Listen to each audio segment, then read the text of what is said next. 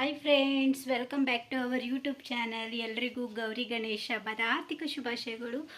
And ಇವಾಗಷ್ಟೇ ನಾವು ನಮ್ಮೂರಲ್ಲಿ ಗೌರಿನ ಕೂರಿಸಿದ್ದಾರೆ.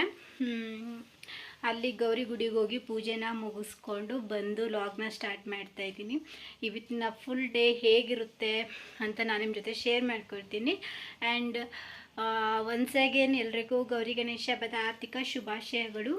ದೇವರು ನಿಮಗೆ ಆಯುಷು ಆರೋಗ್ಯ ಐಶ್ವರ್ಯ ಕೊಟ್ಟು ಕಾಪಾಡಲಿ ಅಂತ ಕೇಳ್ಕೊತೀನಿ. ಇದು ನನ್ನ ಔಟ್ಫಿಟ್.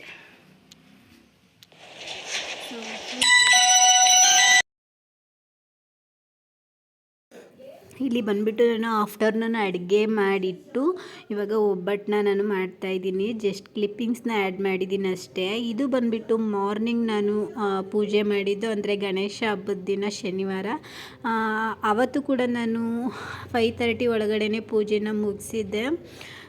ನನಗೆ ಅಷ್ಟು ಬೇಗ ಹಬ್ಬದ ಟೈಮಲ್ಲಿ ನನಗೆ ಬೆಳಿಗ್ಗೆ ಬ್ರಾಹ್ಮಿ ಮುಹೂರ್ತದಲ್ಲೇ ಪೂಜೆ ಮಾಡೋದು ಇಷ್ಟ. ನಾನು ಬೇಗನೆ ಪೂಜೆನ ಮಾಡಿದ್ದೆ. ಸೊ ನಮ್ಮ ಮನೇಲೂ ಕೂಡ ಒಂದು ಪುಟ್ಟು ಗಣೇಶ ಇತ್ತು, ಅದನ್ನು ಇಟ್ಟು ನಾನು ಪೂಜೆನ ಮಾಡಿದ್ದೀನಿ. ಇಲ್ಲಿ ಪೂಜೆ ಎಲ್ಲ ಮುಗಿಸಿ ಟಿಫನ್ ಎಲ್ಲ ಮಾಡಿಕೊಂಡು ನಾವು ಅಮ್ಮನ ಮನೆಗೆ ಹೊರಟ್ವಿ. ನಾನು, ನನ್ನ ಹಸ್ಬೆಂಡ್, ಹಾಗೆ ನನ್ನ ನಾದಿನಿ ಮಗಳು, ಹಾಗೆ ನನ್ನ ಮಗ, ಇಷ್ಟು ಜನನೂ ಹೊರಟ್ವಿ. ಅಲ್ಲೇನು ಉಳ್ಕೊಳ್ಳೋಕೆ ಹೋಗಲಿಲ್ಲ. ಬೆಳಿಗ್ಗೆ ಹೋಗಿ ಸಂಜೆ ರಿಟರ್ನ್ ಆದ್ವಿ ನಾವು. ಯಾಕೆಂದರೆ ಸಂಡೇ ನನ್ನ ಹಸ್ಬೆಂಡ್ ಅವ್ರ ತಂಗಿ ಬರ್ತೀನಿ ಅಂತ ಹೇಳಿದರು. ಸೊ ಅದಕ್ಕೋಸ್ಕರ ನಾವು ರಿಟರ್ನ್ ಆದ್ವಿ.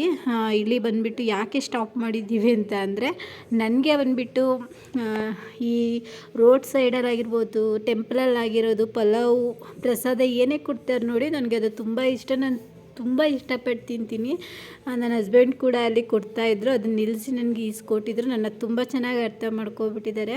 ಸೊ ನನಗೆ ಯಾರು ಏನು ಅನ್ಕೋತಾರೆ, ನಾನು ಅದನ್ನು ಕೇರ್ ಮಾಡಲ್ಲ. ನನಗೆ ಇಷ್ಟ ಆದರೆ ನಾನು ಯಾರನ್ನು ಕೇಳಲ್ಲ, ಹೋಗಿ ತೊಗೊಳ್ತೀನಿ. ಸೊ ಇವತ್ತು ನನ್ನ ಹಸ್ಬೆಂಡ್ ನನಗೆ ಈಸ್ಕೊಂಡು ಬಂದು ಕೊಟ್ಟರು. ನಾನು ಅಲ್ಲೇ ತಿಂದುಬಿಟ್ಟು ಮನೆಗೆ ಬಂದೆ. ಅಮ್ಮ ಕೂಡ ಕಾಫಿ ಇಡ್ತಾಯಿದ್ರು. ಇಲ್ಲಿ ಬಂದುಬಿಟ್ಟು ನನ್ನ ತಮ್ಮ ಒಂದು ಪುಟ್ಟು ಅಕ್ವೇರಿಯಮ್ನ ತಂದಿದ್ದಾನೆ. ಫಿಶ್ನ ಹಾಕಿ ಇಟ್ಟಿದ್ದಾನೆ. ತುಂಬ ದೊಡ್ಡದೆಲ್ಲ ತಂದು ಹಾಳೆಲ್ಲ ಮಾಡಿ ಇವಾಗ ಪುಟ್ಟು ತಂದಿಟ್ಟಿದ್ದಾನೆ. ಯಾಕೆಂದರೆ ತಂದಿಡ್ತಾನೆ, ಅವನು ಟೈಮ್ಗೆ ಅದಕ್ಕೆ ಫುಡ್ ಹಾಕಲ್ಲ, ಕೇರ್ ಮಾಡಲ್ಲ, ಸೋತೋಗ್ಬಿಡ್ತವೆ. ಸೊ ಈ ಸರಿ ತಂದಿದ್ದಾನೆ, ಎಷ್ಟು ದಿನ ಇರುತ್ತೋ ಗೊತ್ತಿಲ್ಲ. ಅದಾದಮೇಲೆ ನನ್ನ ಮಗನ್ನ ಅಲ್ಲೇ ಬಿಟ್ಟೆ. ನನ್ನ ಹಸ್ಬೆಂಡ್ ಸ್ವಲ್ಪ ಕಾರ್ಗೆ ನನ್ನ ಮಗನದು ನೇಮ್ ಹಾಕಿಸ್ಬೇಕು ಅಂತ ಇದ್ದರು. ಸೊ ಅವರು ಕೂಡ ಔಟ್ಸೈಡ್ ಹೋದರು. ನಾನಿವಾಗ ಸ್ವಲ್ಪ ಹೊತ್ತು ಅಮ್ಮನ ಮನೇಲಿ ಇದ್ದು ಇವಾಗ ರಾಖಿ ತೊಗೊಂಡು ಬರೋಣ ಅಂತ ಹೋಗ್ತಾಯಿದ್ದೀನಿ. ನಾನು ಅವನಿಗೆ ರಕ್ಷಾಬಂಧನದಲ್ಲಿ ರಾಖಿ ಕಟ್ಟಿರಲಿಲ್ಲ ನನ್ನ ತಮ್ಮನಿಗೆ, ಅವನು ಇರಲಿಲ್ಲ ಅಂತ. ಸೊ ಇವಾಗ ಬಂದಿದ್ದೀನಿ, ಕಟ್ಬಿಟ್ಟು ಹೋಗೋಣ ಅಂತ ಹೇಳಿ ಹೋಗ್ತಾಯಿದ್ದೀನಿ. ಇಲ್ಲಿ ನೋಡ್ತಾ ಇರ್ಬೋದು, ಮೈಸೂರಲ್ಲಂತೂ ಹಬ್ಬದ ಕಳೆನೇ ಇರಲಿಲ್ಲ. ಅದರಲ್ಲೂ ಮೇಯ್ನಾಗಿ ನಮ್ಮ ಏರಿಯಾದಲ್ಲಿ ತುಂಬ ಸೈಲೆಂಟು. ನಮ್ಮ ಏರಿಯಾ ಬಂದುಬಿಟ್ಟು ಹಳ್ಳಿಲಾದರೆ ಹಬ್ಬದ ಕಳೆ ಎದ್ದು ಕಾಣ್ತಾ ಇರ್ತದೆ. ಸಾಂಗ್ ಎಲ್ಲ ಹಾಕ್ಕೊಂಡು ಮನೆ ಹೊರ್ಗಡೆ ದೊಡ್ಡ ರಂಗೋಲಿ ಎಲ್ಲ ಬಿಟ್ಕೊಂಡು ಆ ಮನೆಯಿಂದ ಈ ಮನೆಗೆ ಓಡಾಡಿಕೊಂಡು ಎಲ್ಲ ಸೆಲೆಬ್ರೇಟ್ ಮಾಡ್ತಾಯಿರ್ತಾರೆ. ಬಟ್ ಸಿಟೀಲಿ ಹಂಗಲ್ಲ, ಮನೆಯಿಂದ ಹೊರ್ಗಡೆಗೆ ಬರೋದಿಲ್ಲ ಜನ, ಆ ಥರ ಇರ್ತಾರೆ ಒಳಗಡೆನೆ. ಆ್ಯಂಡ್ ಇಲ್ಲಿ ಬಂದುಬಿಟ್ಟು ರೋಡಲ್ಲೂ ಸಹ ಒಂದೊಂದು ಗಣೇಶನ ಕೂರಿಸಿರ್ತಾರೆ. ಸೊ ನಾನು ಇವಾಗ ರಾಖಿ ತೊಗೊಂಡು ಬರೋಣ ಅಂತ ಹೋಗಿದ್ದೀನಿ. ಫೈನಲಿ ಒಂದು ರಾಖಿನ ಸೆಲೆಕ್ಟ್ ಮಾಡಿ ತೊಗೊಂಡು ಮನೆಗೆ ಹೊರಟಿದ್ದೀನಿ. ಆ್ಯಂಡ್ ನಾನು ಹೋಗೋದನ್ನೇ ಕಾಯ್ಕೊಂಡಿದ್ದ ನನ್ನ ಮಗ, ರೋಡಲ್ಲೇ ಕಾಯ್ಕೊಂಡು ನಿಂತುಬಿಟ್ಟಿದ್ದ.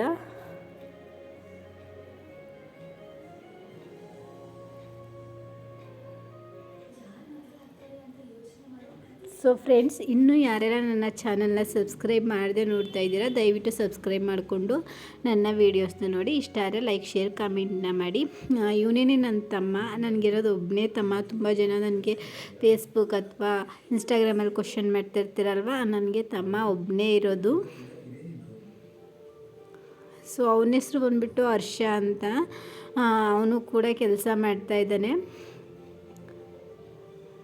ಸೊ ನಾನಿಲ್ಲಿ ಯಾಕೆ ವಾಯ್ಸ್ ಕೊಡ್ತಾಯಿದ್ದೀನಿ ಅಂತಂದರೆ, ನನ್ನ ತಮ್ಮ ಬಂದುಬಿಟ್ಟು ಮ್ಯೂಸಿಕ್ ಹಾಕ್ಬಿಟ್ಟಿದ್ದ.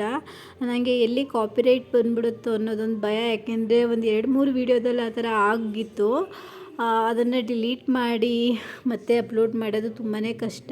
ಅದರಿಂದ ನಾನು ಫುಲ್ ಮ್ಯೂಟ್ ಮಾಡಿಬಿಟ್ಟು ವಾಯ್ಸ್ ಕೊಡ್ತಾಯಿದ್ದೀನಿ ಅಷ್ಟೇ.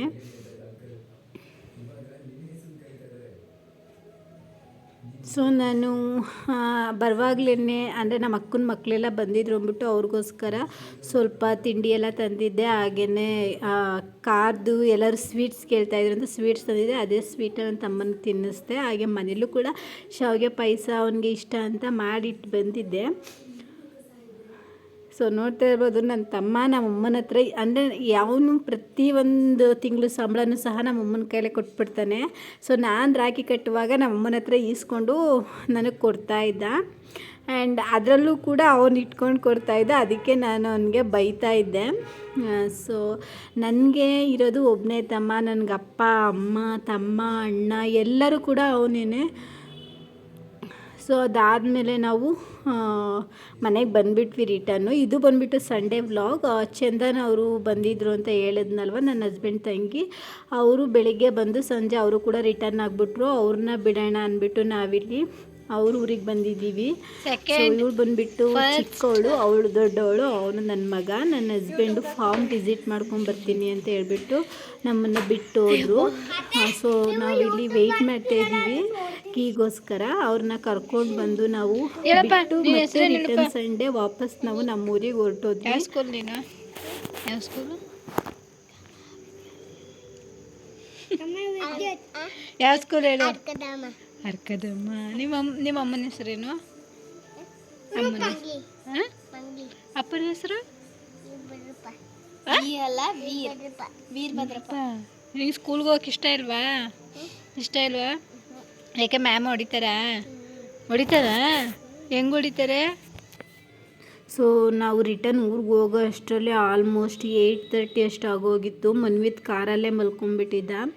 ಸೊ ಫ್ರೆಂಡ್ಸ್, ಈ ವಿಡಿಯೋ ನಿಮಗೆ ಇಷ್ಟ ಆಗಿದರೆ ಲೈಕ್ ಶೇರ್ ಕಮೆಂಟ್ನ ಮಾಡಿ. ಹಾಗೆ ನನಗೆ ಫೇಸ್ಬುಕ್ ಹಾಗೆ ಇನ್ಸ್ಟಾಗ್ರಾಮಲ್ಲಿ ತುಂಬ ಜನ ವಿಶ್ ಮಾಡಿದ್ದೀರಾ, ತುಂಬ ಜನ ಮೆಸೇಜ್ ಮಾಡಿದ್ದೀರಾ.